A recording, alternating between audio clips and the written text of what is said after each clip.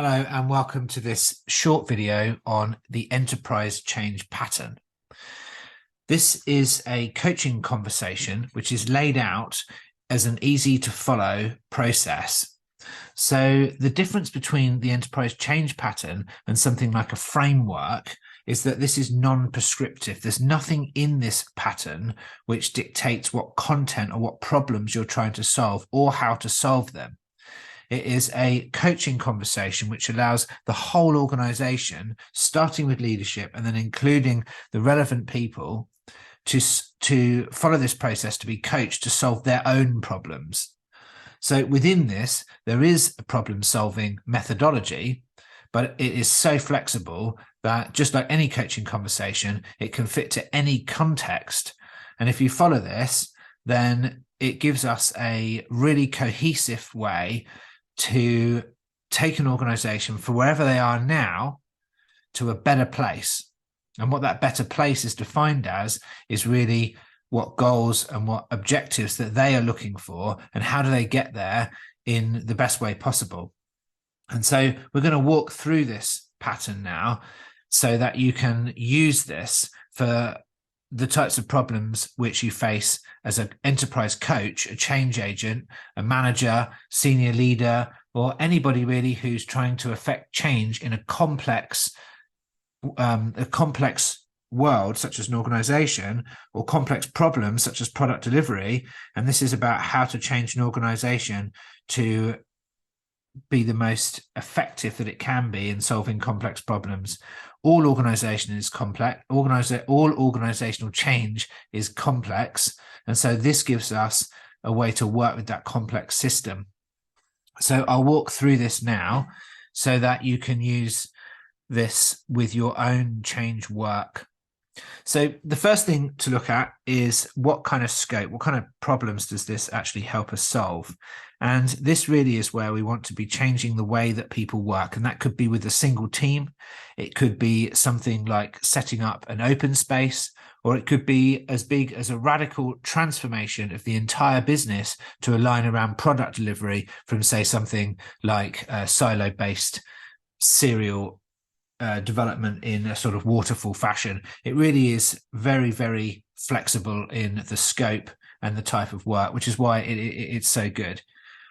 Okay, so the good thing about this is this has evolved from what used to be called the AWA playbook. It's now much easier to follow. It's a lot easier to understand on how to use this in coaching, so hopefully a lot easier to apply, but really it's the same thing, but just a different view into it to make it easier to understand and follow. So you'll notice that this diagram has numbers. So it is a step-by-step process. It is circular, so it's iterative. So as you would expect with anything in the complex zone, you'll see circles rather than straight lines, but we've got to start somewhere. And so this, again, is a good way of starting. Follow the numbers. So we always start with why, number one. So this is a great, pretty much without starting with now, without starting for the reason for the change, the why, then everything else falls down later on. So I'll give you an example. Self-development. How much do leaders have to do self-development? What kind of self-development is needed? Well, do we all need to be Mahatma Gandhis? Do we need to be a meditating Buddhist monk? No, we don't. So how much do you need to do? How much work does one have to do on oneself? Well, we can work that out by having a solid why. Why are we doing any of this? What do we need to change? How much do we need to grow for that why? What business outcomes are you looking for? So this sets everything. We've got to understand this. So there's no more doing agile for agile's sake. There's no more sort of doing agile because it's the coolest thing. What's the business reason? Without that, let's not even start. So how do we get this reason for change? Well, we have to start with the leaders of the business. It's no good doing a ground up transformation. We know that doesn't work. We have to start with leadership. This is number two. So really, number one is just emphasized that we start with the reason for change, the why, and we do that with leadership, number two. So these could sort of be seen as the same step, but I wanted to bring this out so it is really, really obvious what we're doing. Find the why. So you'll notice that leadership is the first cloud or number that we come to, which has this spanner, this toolbox associated with this. And you'll notice that there are actually a few of these toolboxes around the model. So these toolboxes are a placeholder for activities to run in that part of the process. So we said it was non-prescriptive. So we don't know exactly what problems that you'll be using this to solve. But what we do know is that there are some very common workshops that will be required to work in a complex space. And some of them will be common that you use with almost every problem. And some of them will be absolutely unique and bespoke to the problem that you're trying to solve, the content. So that's why there's a placeholder. And on the Enterprise Bootcamp, we go through each one of these spanners and come up with a list or a set of activities that you can run here. So you build up that toolkit, and then you'll be able to run through. Now, don't worry if you haven't been on the bootcamp or you've been on somebody else's bootcamp. It's fairly easy for an experienced agile coach or enterprise coach to come up with some of these workshops. So leadership, what would we do? What workshops, what kind of activities might we do with leadership? Well, the first thing is to align around the reason for change. What are we actually doing this change initiative for? Because if we don't align around that, how do we know what we're doing? And that's where we get all these problems about needing buy-in, selling your idea to leadership. All these kind of things come because leadership don't know what on earth you're doing it for. Why is this happening? So this is something which has to happen first. Now, once we have the reason for change, we'll typically do a working alliance. How do we want to work together to achieve this change? So that's the second thing. It's another activity which is around a working alliance or ways of working to get this done. The next thing we might look at is the scope of the work. Who needs to change? Who is it that needs to change their ways of working, the way they're showing up, the way they're managing, or the way they're doing work to enable us to meet this objective, which was our why, our reason for change. Now, the simplest solution to this would be if the particular problem that you're looking at, the context of what you're using this for, means that the only people that need to change their ways of work are the leadership team themselves. Now, if that's the case, it's a very simple model because then you do a workshop around what that change is needed. The leaders look at, this is where typically coaching and facilitation come in. You'll look at what are they trying to achieve? What are they doing now? And you can work with just that set of people, in which case you would jump straight to number 4 and you would start looking at a workshop to incrementally work towards whatever change they are looking to create. The other scenario is much more likely, is that when you look at the scope of the change, you realize that it's not just the leadership team. What we realize is that it is a lot of other people, sometimes hundreds, sometimes even thousands of people who need to look at the way they're working to achieve the business objectives. So this is where we come on to number 3. And this was always here, but it's now been explicitly added to this version of the change pattern because it is a bit of an art form.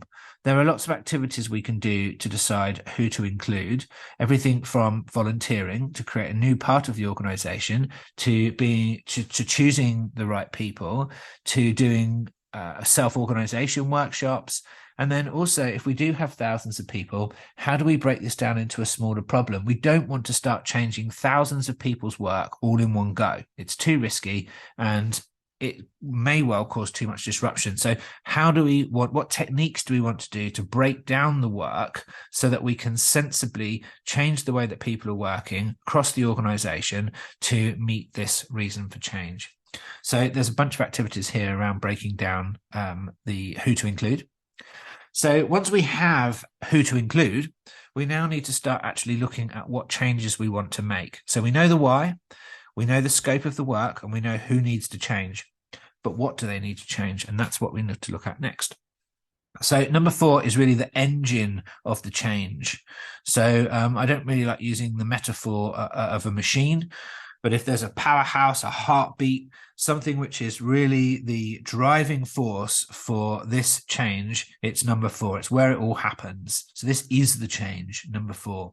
And you can have multiple number 4s, multiple cycles happening at once. You don't have to do this one at a time. You can do many of these, many experiments, many change cycles at the same time. So if you have a large number of people, as typically we usually do when we're working with organizations, multiple parallel experiments. So what's number 4? This has 4 steps in it. So you might recognize these as very similar to some of the other agile processes which have these sort of check plan kind of things going on, but this is actually quite unique. So it's really important to understand the uniqueness of these steps. So the first one is start with now. So this might seem fairly obvious, but actually we often start with what we want, the future. So we're not doing that. We're starting with now. And what we're looking at is with those people, all of the people included who are going to be changing their ways of work, we are going to look at where are they now on this reason for change, on that reason for why, that starting objective that we're looking for. Where are we now? And so we model this out, and there's many different things we can do to model out. And on the course, we look at least 4 or 5 different start with now activities, but really there are hundreds. You could model it in Plasticine, or you can do it in Lego, or you can brainstorm things on the wall. You can have a conversation about it. You can map it with systems diagrams. There's hundreds of things that you can do to figure out where are we now with this. And what we're looking for is the collective understanding of where we are now. And this is really the power of this. This is why we take so long to decide who to include. We are not doing a few people deciding where we are now and telling everybody else. This is a collective and generative experience. And this is the power of this whole pattern, the collective and generative experience, so that we can make distributed group decisions about where we are now and where we need to go next. This is the power of the change pattern. It's how to do this quickly. We know how to make decisions centrally fast. How do we make collective decisions quickly? And that's the power of this. And this is what we need in complexity. We need this because in complex decision-making and organizational change, most of the knowledge, if not all of it, is inside our heads. That tacit knowledge is spread out through the organization, and we don't want to make decisions without contemplating or considering that information that's inside people's heads. So start with now is a group exercise. And what we have is a rule here of the change pattern that nobody can change anybody else's way of working. So if somebody has to change their way of working, they have to be included in step number 4. So we start with now, we map out where we are, and then out of that, we define what do we need to do next to move one step closer to that reason for change, that why, that objective that we're trying to get out.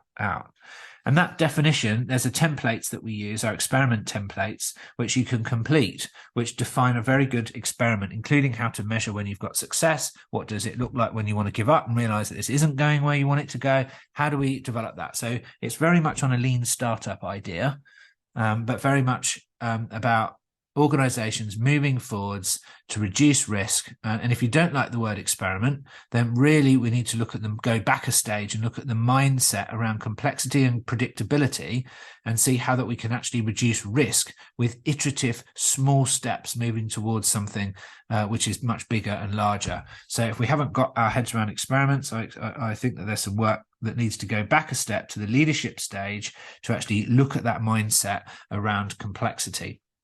So once we've defined our experiments, they actually do the change. They make the change. And the change is the experiment. The experiment is the change. So as we already discussed earlier on in some of our, either whether you're looking at this through a course or some of the materials that we've released, do Google this up. On experiments are not the same in the predictive zone as in the complex adaptive zone. We're not looking to make a pilot which is going to roll out, which we would think of in a predictable zone. We're looking to learn as much as we can about the problem domain so that we can iterate slowly or quickly towards our outcomes. So we make the change and then we measure whether the outcome, we're closer to the outcome or further away, or whether there's nothing happened. Measuring is really important because it's the only way that we know whether we're moving closer or further away to our outcome. And then once we've measured, we know where we are now again. Now, typically when we go around this, there's a large start with now activity at the beginning when people are getting used to this. And then these activities get smaller as we incrementally improve where we are now. So the start with now activity happens again the second time round, but this time it's smaller and shorter. So as we iterate through making the change, changing the way that we work, this is the transformation. People are actually changing the way they work through this process. Then what we need to do is we need to make sure that this work is actually reported. It is marketed inside the organization so that others can learn from it, so that when they do their defining of their experiments, they can take into account the learnings that have happened in other areas of the business. And this is really this inner marketing and reporting, which we know that we need to do in this step. So this is the reason it's down here in this little box is because in this particular version, the marketing wasn't added, and it will be added in the next version. So I've just added it for this video.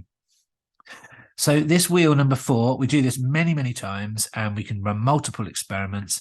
And what happens is that the structure and the process of the organization changes through this experimental and incremental approach. So we used to have this leadership, structure, process cycle. This still happens, but it's much more explicit what happens between leadership and structure and process. This is what happens. The whole of that actually allows us to change the structure and process. This is how the change happens. We know that as we change structure and process, culture changes. So again, you'll see a toolkit here.